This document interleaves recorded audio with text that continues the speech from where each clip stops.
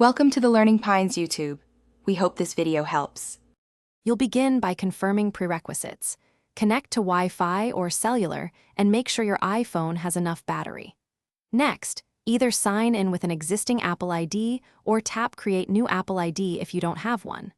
Once done, enter your email, create a strong password, and choose security questions or enable two-factor authentication. Make sure to record your recovery details somewhere safe so you can access them later. This prevents lockout and speeds the setup process. You'll now sign in. Open Settings and tap Sign into your iPhone, then type your Apple ID and password.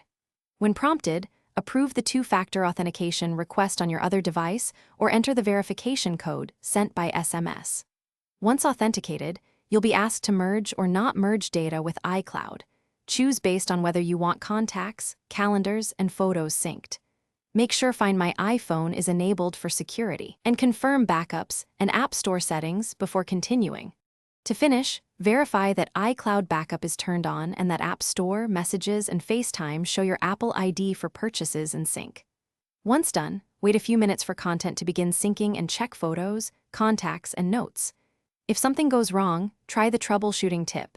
Reset network settings, sign out and back in, or verify your Apple ID email via the account recovery page on another device. If still blocked, contact Apple support for account recovery options. Thanks for watching. Consider subscribing if we helped you.